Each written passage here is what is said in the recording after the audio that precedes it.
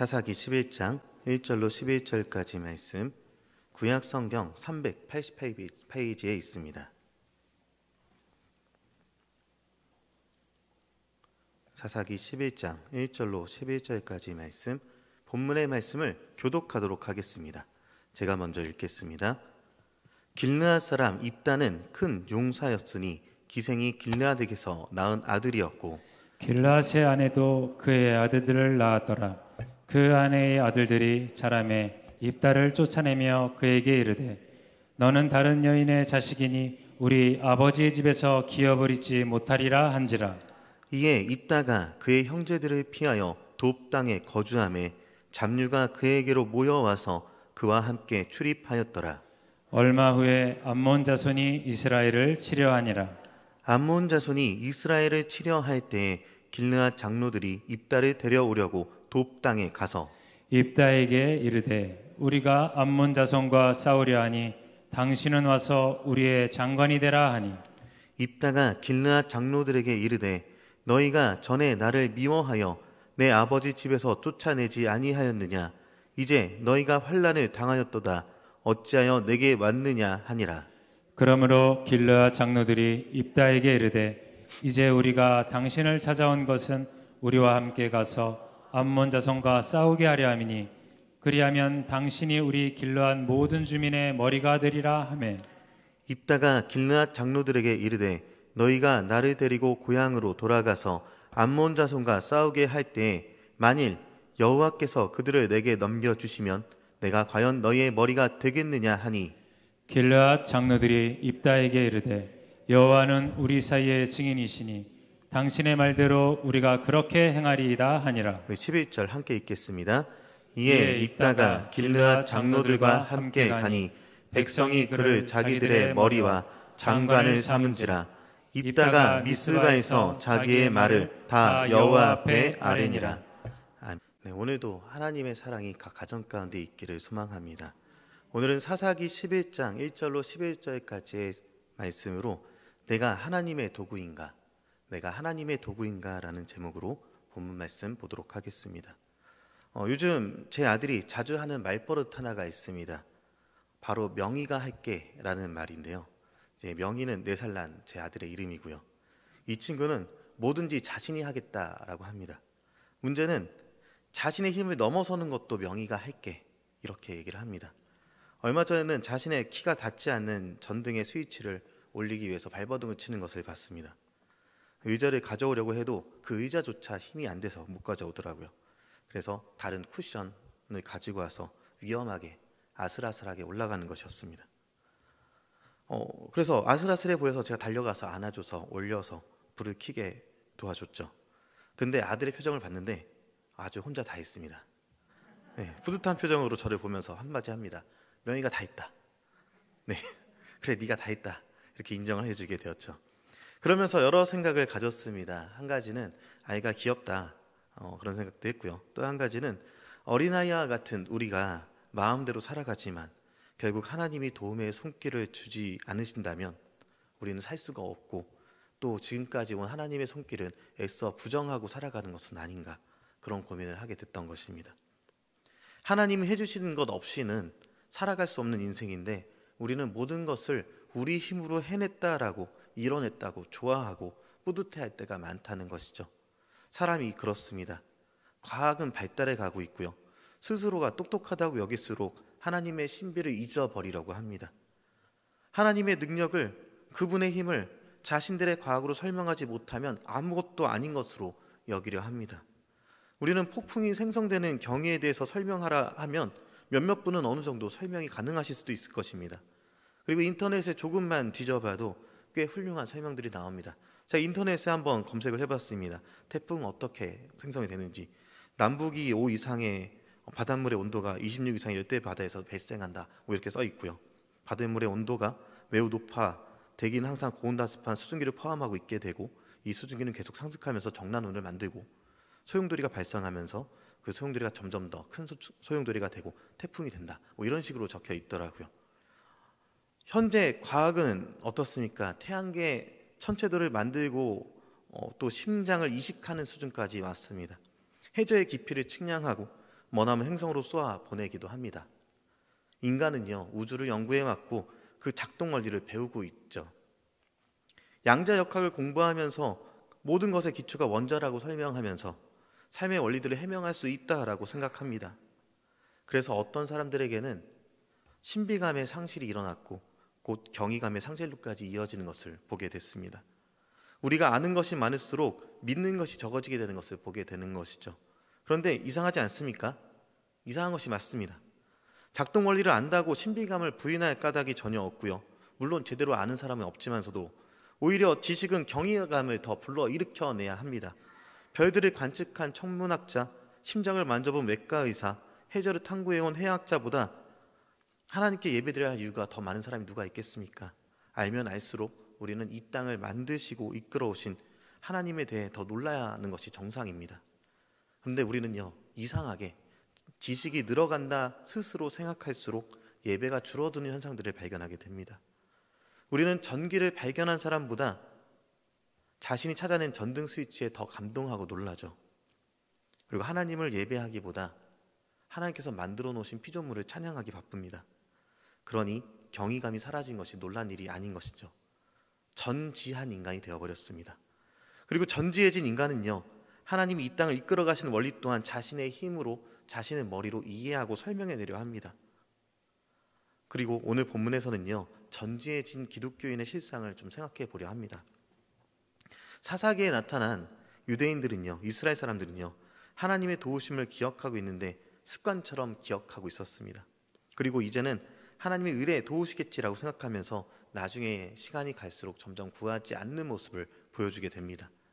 사사기에는 반복되는 사이클이라는 게 있습니다. 간단하게 표현하면 타락하고 하나님께서 징계하시고 그들이 회개하고 구원을 이루어주시는 그런 사이클이 계속해서 돌고 있습니다.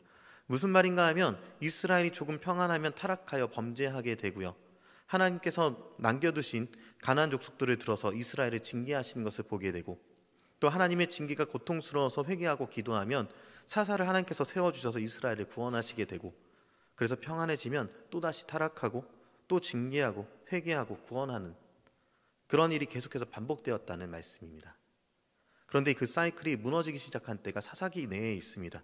그것도 좋은 쪽이 아닌 부정적인 쪽으로요. 돌라와 길르앗 사람이 야일이 그러한데요, 사사기 10장 1절부터 3절까지의 내용을 한번 읽어보도록 하겠습니다. 제가 먼저 1절을, 여러분이 2절을, 그리고 함께 3절의 말씀을 읽어보도록 하겠습니다. 제가 먼저 1절 읽겠습니다. 아비멜렉의 뒤를 이어서 이스라엘 사람 도도의 손자 부하의 아들 돌라가 일어나서 이스라엘을 구원하니라. 그가 에브라임 산지 3일에 거주하면서 이스라엘의 사사가 된 지 23년 만에 죽음에 3일에 장사되었더라. 3절 함께 읽겠습니다. 그 그 후에 후에 길르앗 사람 야일이 일어나서 22년 동안 이스라엘의 사사가 되니라. 네, 돌라와 야일은요, 하나님께서 세워주신 사사가 아니라 스스로 일어난 사사입니다. 1절과 3절에 기록한 이 일어나서라는 단어는요, 히브리어로 아캄이라고 발음하고요, 이는 스스로 일어났다라는 것을 강조해서 이야기하고 있습니다. 사람들은 타락을 반복해서 하다가 하나님께서 회복시켜주는 것을 기다리지 못하고 구하지도 않고 직접 자신의 손으로 구원을 이끌어 돌리려는 시도를 하게 됐다는 것이죠. 하나님 없이 자신의 손으로 하는 것에 눈을 뜨게 된 것입니다. 하나님께 묻고 구하고 움직이기보다 내 손으로 다 해내겠다는 의지를 가졌다는 것입니다. 그리고 이후에 나타난 사사가 바로 길르앗 사람 큰 용사 입다라는 사람, 오늘 본문에 등장하는 사람입니다. 오늘 본문 11장 1절부터 3절까지 1장 1절부터 3절까지 내용을 함께 읽어보면요, 이번에도 제가 먼저 1절을, 여러분 2절을, 3절 같이 읽겠습니다. 길르앗 사람 입다는 큰 용사였으니 기생이 길르앗에게서 낳은 아들이었고 아내의 아들들이 자라매 입다를 쫓아내며 그에게 이르되 너는 다른 여인의 자식이니 우리 아버지의 집에서 기업을 잊지 못하리라 한지라. 3절 함께 읽겠습니다. 이에 입다가 그의 형제들을 피하여 돕당에 거주하매 잡류가 그에게로 모여와서 그와 함께 출입하였더라.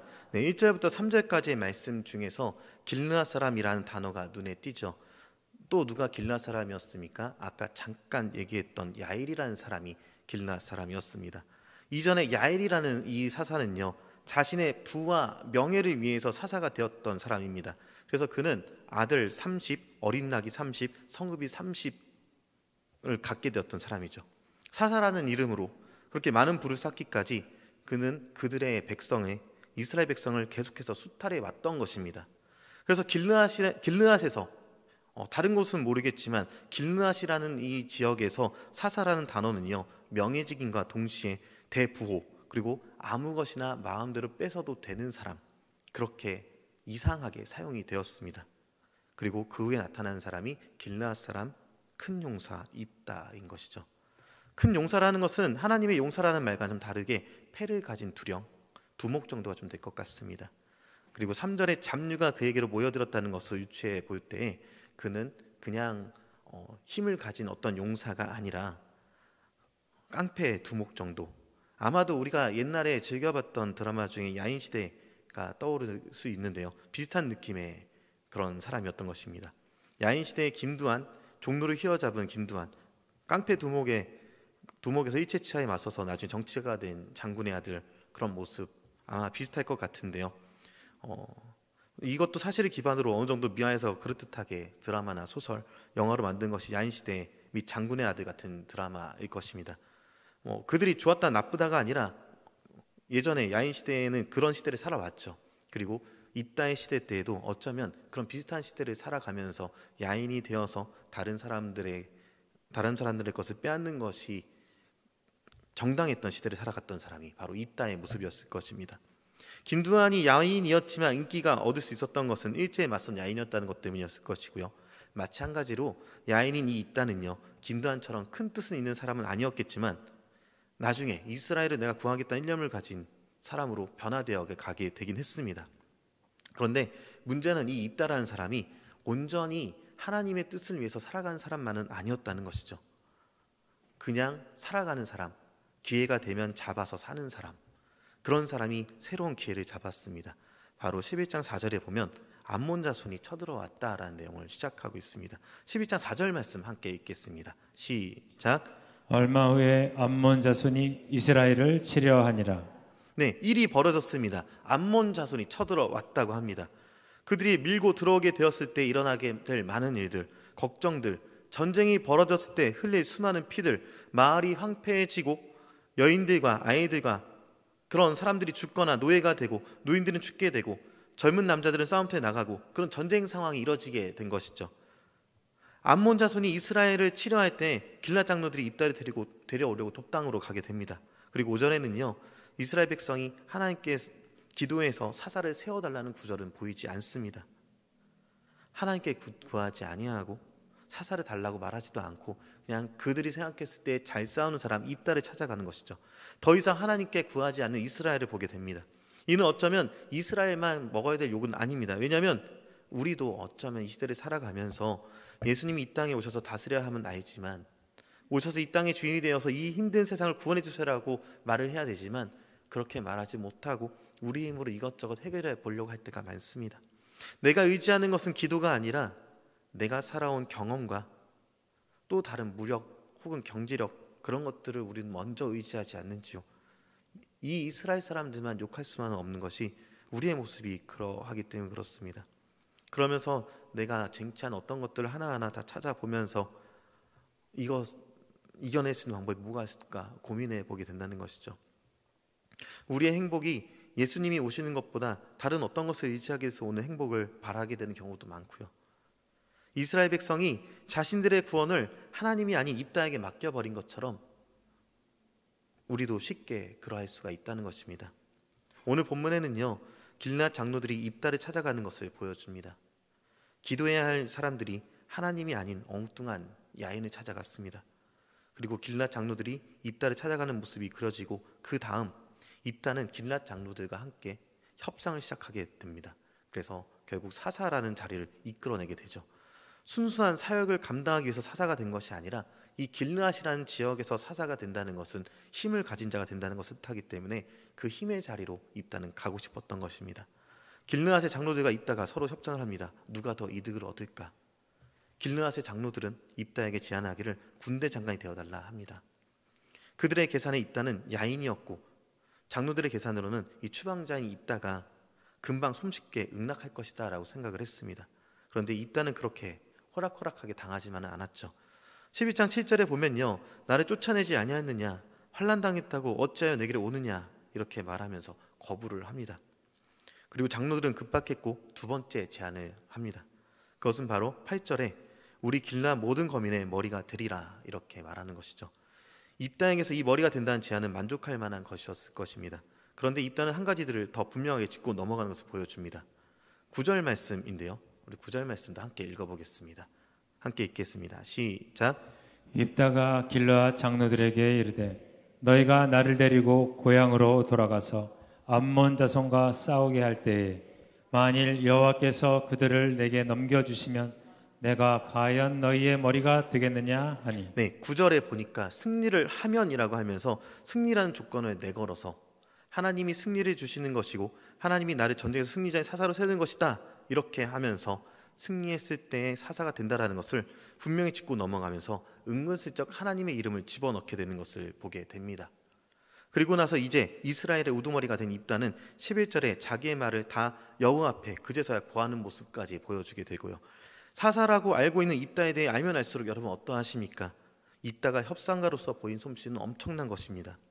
비단 이러한 것이 입다의 이야기뿐만 아닐 수 있습니다. 사사들은 그 시대 이스라엘의 백성들의 모습을 반영해 준다고 합니다. 이런 입다의 모습에서 확인할 수 있는 바, 이스라엘 백성들은요, 자신의 이익을 위해서 하나님을 이용하는 모습을 보여왔던 것입니다. 그리고 이는 현대의 그리스도인 저를 포함한 많은 사람들도 마찬가지로 가지기 쉬운 모습이라는 것이죠. 하나님의 이름으로 살아가는 것 같지만 들여다보면 하나님의 나라가 아닌 나의 나라를 위해서 협상 카드로 하나님을 사용합니다. 그런데도 하나님은 이러한 입다일지라도 사용하시는 것을 보게 됩니다. 11장 29절을 보면요, 이러한 입다에게 하나님의 영이 임하신 것을 발견할 수 있게 되는데요, 이렇게 하나님의 영이 임한 입다가 전쟁에 나가서 적들을 응징하고 진멸해서 승리를 거머쥔다면 얼마나 좋았겠습니까? 29절에 하나님의 영이 임하기도 전에 입다는요, 고대의 풍습대로 적 왕에게 사자를 보내서 외교적인 문제로 다시 협상을 시작합니다. 협상에서 사사까지 된 입다가 이제 협상에서 다시 적군과 싸우게 되는 것이죠. 첫 번째 협상에서는 이스라엘 백성들과의 협상이었다면 두 번째 협상은 나라 외에 다른 나라 사람들과의 협상을 벌이는 것입니다. 암몬 왕과 입다는 12절과 13절에서 서로 내 땅이 되찾으러 왔다, 이렇게 이야기합니다. 서로 자기 땅이라고 주장하고 있으니까 이제는 논의의 범죄에서 벗어나서 다시 한번 보는데, 입다는 3,000년 전의 역사를 근거로 논쟁의 대상이 되고 있는 영토가 이스라엘의 소유임을 변증하게 되고 또 달변가답게 협상의 대가답게 논쟁에서 승리를 거두게 됩니다. 그런데 그러고 나니까 이제 전쟁으로 다시 이어지게 되는 것이죠. 다시 29절을 지나서 하나님의 영이 임한 입다는요, 하나님의 영으로서 승리를 위해 달려나가는 것이 아니라 이제는 군사들을 모으기 시작합니다. 다시 군사를 재정비한 입다가 무엇을 했겠습니까? 나가서 또 전쟁하면 되는데 그렇게 하지 않고 다시 협상을 시작합니다. 첫 번째 협상은 이스라엘 백성들과 한 협상에서의 승리였고, 두 번째 협상은 암몬 왕과의 협상에서 말만 승리를 하게 되었고, 세 번째 협상에서 이제는 빅딜을 하게 되죠. 그 협상의 대상은 이제는 하나님이었습니다. 협상의 내용은 하나님 내게 바로 승리를 주신다면 내가 승리하고 돌아갈 때 가장 처음으로 맞는 것을 하나님께 드리겠습니다 라며 하나님께 협상을 진행하고 있습니다. 정말 대단한 사람이죠. 자신이 지도자가 되겠다는 일념 하나에 협상을 계속해서 이제는 하나님과 빅딜을 시도하는 강큰 남자가 되어 있었다는 것입니다. 그리고 하나님과 한 협상이 자신에게 어떻게 돌아올지도 모른 채 입다는 전쟁에 나가게 되었고 암몬과의 전쟁에서 승리를 거두게 되었습니다. 당시 노아의 방주가 고대 근동 나라들의 기록에 남아 있었던 것처럼 아브람과 이삭의 사건이 상당히 왜곡되어서 제대로 전승된 것이 아니라 왜곡되어서 각 나라들로 전승이 되었는데요. 그래서 다른 나라들 중에서는 인신 제사를 드리는 몰렉을 섬기는 우상 숭배의 한 모습이 남아 있었습니다. 입다는 하나님께 드릴 제사를 우상 숭배 잘못된 제사법으로 드리려고 했다는 것이죠. 이것이 현대의 어떤 모습인가 하면 돼지머리를 가져다가 고사를 지내면서 하나님께 예배하겠다 하는 모습과 다릅니다. 아니 오히려 더 잔혹하고 무서운 일을 입다가 서슴없이 서원하게 됐다는 것입니다. 그리고 승리하고 돌아오는 입다를 맞이한 것은요, 그의 무단동료 딸이 입다를 맞이하게 됩니다. 그는 자신의 머리로서 자신의 큰 야망을 이룬 인물이었지만 결국 그 야망으로 인해서 자신의 협상의 대가로서 가장 귀한 것을 잃어버리게 될 때가 된 것이죠. 물론 본문에서는 이 딸이 죽었다라는 표현이 없기 때문에 죽었는지 아니면 하나님께 드려진 것처럼 결혼하지 않고 독신으로 살았는지 그건 정확하게 모르겠습니다. 하지만 하나님 명령대로 행하고 하나님의 일을 행하는 데 있어서 순종함으로 행했다면 입다란 인물은 이렇게 큰 슬픔에 일을 당하지 않았을지도 모를 일인 것입니다. 우리가 사사시대의 인물과 다른 점 무엇이 있습니까? 하나님께 우리의 귀한 것을 위해, 우리의 야망이 아닌 야망을 위해 하나님의 것을 협상으로 얻어내려 하는 이런 우를 똑같이 범하지 않는다는 것 아닙니까? 그리고 우리의 방법대로 하나님이 기뻐하시는 예배를 드리려 하는 것이 아니라 우리가 편한 예배만을 고집하고 살아가는 것은 아니어야 한다는 것이죠. 우리가 살아가는 날 동안에 하나님을 바로 섬기기를 사모하고 하나님 앞에서 머리 쓰고 협상하려 들기보다 먼저 하나님 앞에서 하나님의 도구로 사용받기를 원해야 하는 것입니다. 우리는 내가 기뻐하는 방법으로 하나님을 쓰는 것이 아니라 하나님이 기뻐하시는 방법대로 우리가 쓰임을 받아야 합니다. 그리고 하나님께서 원하시는 방법으로 하나님을 예배해야 합니다. 고린도후서의 표현으로 여러분은 그리스도의 편지입니다. 고린도후서를 보면요, 3장 3절에 너희는 우리로 말미암아 나타난 그리스도의 편지니 이는 먹으로 쓴 것이 아니요 오직 살아계신 하나님의 영으로 쓴 것이며 또 돌판에 쓴 것이 아니요 오직 육의 마음에 쓴 것이라. 우리는 그리스도의 편지입니다. 편지로서 하나님께 쓰임을 받아야 하는 것이죠. 아마도 입다에게 나타난 딸을 보았을 때 입다가 회개했다면 하나님께서 회개의 방법으로 그의 딸을 보내셨을지도 모르겠습니다. 그러나 입다는 회개할 때도 회개하지 아니하고 끝까지 자신의 것을 이룩하기 위해서 달려나갔던 것을 보게 됩니다. 여러분, 우리는 어떠한 모습을 갖고 있습니까? 나의 방법을 위해서 하나님을 사용하시겠습니까? 아니면 하나님께서 정말 원하시는 것이 무엇인지 계속해서 물어보시겠습니까? 현대의 시대를 사사시대와 같은 시대라고 얘기를 합니다. 각기 소견에 오른 대로 사람들이 움직이는 시대예요. 그러할 때 우리는 입다와 같은 모습이 아닌 하나님께 온전히 묻는 사람이 되어야 할 것이며, 그리고 하나님께서 진정 우리에게 원하는 것이 무엇인지 알아가야 할 것입니다. 그래서 오늘 제목을 내가 하나님의 도구인가 물음표로 지었습니다. 그렇게 살고 있지 못한 제 모습에 이런 제목을 올려두었습니다. 저는 제 계획에 하나님을 이끌어드릴 생각을 한 약한 자입니다. 그래서 이제는 바뀌어서 저와 여러분이 하나님의 계획에 온전히 사용된 도구가 되길 소망합니다. 기도하겠습니다. 사랑의 하나님께 감사드립니다. 오늘 입다의 이야기를 통해서 우리가 하나님의 백성답지 못할 때가 언제인지를 돌아보았습니다. 주여, 우리가 하나님의 온전한 도구가 되길 소망합니다.